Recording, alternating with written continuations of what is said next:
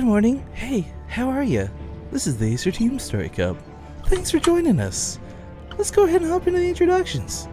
It is currently 1-0 in the favor of mYinsanity versus Axiom in this best of 9 team fight, clan war, all kill.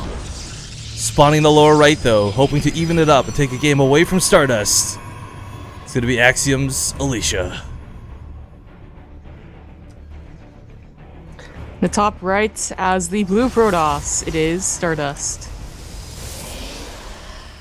Yeah, it's players like Alicia that make me get all super deep in thought and question the way I perceive things.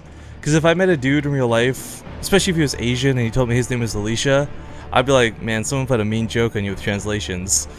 But in StarCraft 2, totally normal, totally cool. No one even thinks about it. Yeah, man, I haven't even thought about it. We're gonna joke going into this, who's gonna go blink first, but the reality is, guys, PvP, while it's got, honest to goodness, PvP has the potential for some of the coolest late game. It doesn't often get there, but with two players at this high of a caliber, I'm kind of excited for the potential we may actually see late game PvP on Ultrazine. Now the reason it doesn't usually get there is because, regardless of how talented of a player you are, sometimes build orders, they are things, believe me, can happen in PvP. They certainly are things, Rifkin. Good call. I was gonna say something a little more dickish, but I figured, hey, let's keep it perhaps a little PC. Of course, of course. Well, that happens not nearly as often as it used to, so lots of people are finally, I guess, agreeing with Oz in that it's completely skill-based. So Maroni made that the first time, everyone made fun of him. And now he has pretty good PvP still, so... You know, actually, what I do kind of like, though, is we've seen Oracles fall out of the matchup a little bit. They happen from time to time, but they don't happen as often, and players have kind of learned to deal with them. But I remember there was like that stint, like that almost 3-month period where PvP was just like, whoever gets the Oracle up first wins. It was like a TVT, Banshee versus Banshee. It was like whoever defended poorly got the most kills on the other side of the map with their Oracle, so... You know, you'd have these weird, like, 10 probe versus 10 probe situations at the 13-minute mark. It was fun, but yeah, people have gotten a lot better at defending them, for the most part. Sometimes it still sneaks its way in there as a really a surprise, unfortunately. Even with hallucinated phoenixes, surprises still happen. Alicia being a nuisance with this probe might actually get a kill if Stardust doesn't react to this soon. Alicia is going for a Twilight Council. Stardust got, you know, that other gateway. This is still scouting. That's where he is, though. But this is a pretty fast Twilight Council.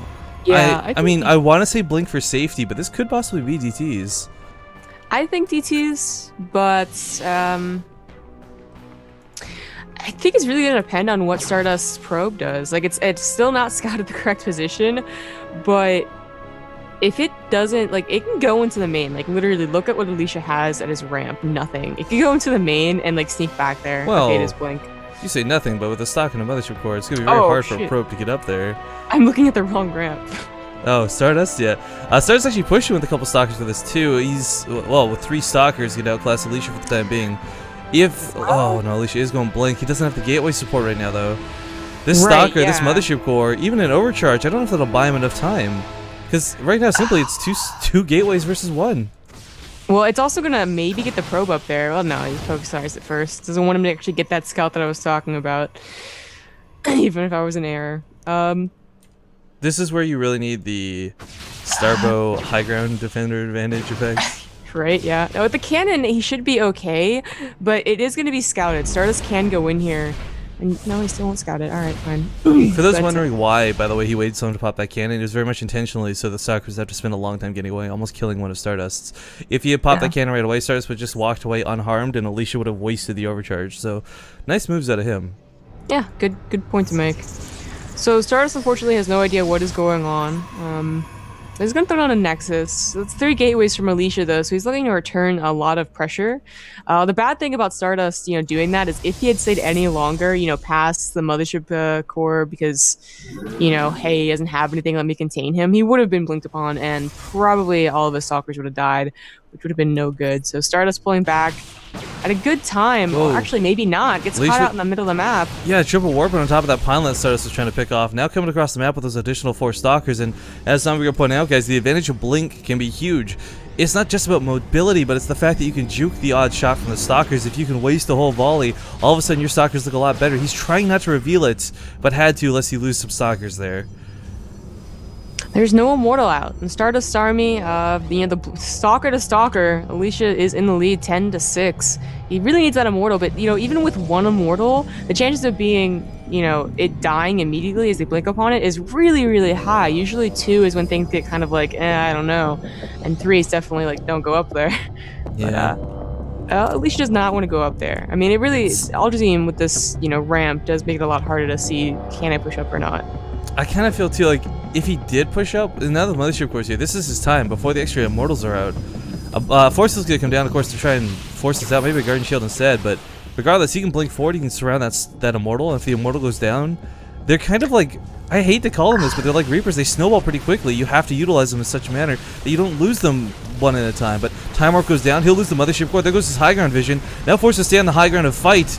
The Overcharge did go up before the Mothership died, but this is so rough for Stardust to hold on to. That Immortal, as pointed out, gonna get focused down. It falls. Zealot's coming to soak the hits. Stalker's on the back burner here. Granted, a lot of Alicia's are low, but he's still got that advantage of Blink. It's right on top of the Immortal. Ix is gonna get sniped off again immediately. Stardust loses his Mothership Core now, and the Stalker count, well, is it gonna be enough? The Stalkers are really low for both players, but I think Stardust just barely doesn't have enough. Yeah, he's trying to chrono out that next Immortal. That next Immortal, the problem is that, you can chrono it out and be there, but if you don't have any buffer, it just gets immediately, killed. And Alicia's not giving up on this attack. He's not expanding back at home or anything like that. He will consistently have the better numbers. And without a cannon, there it goes. It's gone. Just kind of picking away the gateway. He's trying to force the fight over here towards the south. The new Immortal comes out, actually. This might be enough, because Stardust, he doesn't have as many Stalkers to deal with this time. Alicia had like at least 5 or 6 more. Pro's going to be pulled into this. The Immortal couldn't get focused down as predicted, but a lot of the Stalkers fall in the process. 7-5. Will these probes be enough? Nope, not with the blink back. Yeah, good blink back. But you know what? Look at the score. Look at the worker count right now. This is the advantage of that expansion. He can afford to pull those probes. He can afford to throw them away. But again, he's still kind of struggling to stay in this game. He's bleeding out slowly. It's actually looking better as time goes on, though. Of course, he has that natural, and there's no high ground vision left. He got the Mothership Core died. Wow, that was actually pretty much the most perfect force field Stardust could have asked for. Still only going to buy him seconds of time here. The Immortal does come out once again, but there's still a lot of Stalkers. There's a Zealot in the front line soaking those hits. Sentry gets focused down pretty quick too. And with his own force field, the Immortal's kind of kept out of the fight. Blinking back here a little bit, trying to keep these Stalkers alive. Alicia minimizing losses. Stardust, this could be it. The Immortal's not getting a lot done. It just can't get range to fight. He needs those Zealots to try and tank some Immortal shots. Again, Alicia is all in on this. He's not stopping. Stardust, all he has to do is keep defending like he is, and he will be okay. Oh, the Immortal being alive for so long is really becoming a problem. There's no other Immortal coming out. Yeah, there's no production. He doesn't have the money for it. That's using Stalkers. Yeah. This is the last one. Blink forward, finish it off. Alicia, but getting a little low with the Stalkers. Still trying to be careful with this. It's attacking a Zealot, though, so that's no good. Alicia does take the game. That was pretty close in the middle right there. That was pretty intense. For a moment there, I really thought Alicia had, like, completely won, and Stardust holds. All of a sudden, it's like, oh god, if he can't get up the ramp, maybe he's in some trouble, but takes it in for Axiom, guys. 1-1 now is the score. Now, the nice thing, and this is, again, taking the perspective of the losing team, not necessarily trying to show favoritism or anything, but the nice thing for mYinsanity is they know who they're playing against. Kane's got some pretty good PvZ. You've, of course, got Jockshi if you're scared and worried. There's some players on their team who can plan around trying to fight Alicia. Of course, Stardust now going to be out for a little bit until later on. They could possibly resurrect him for map number 5 if it comes down to it. But, yeah, he's out for the time being, guys. So, if you're a Stardust fan, don't fret, he may be back.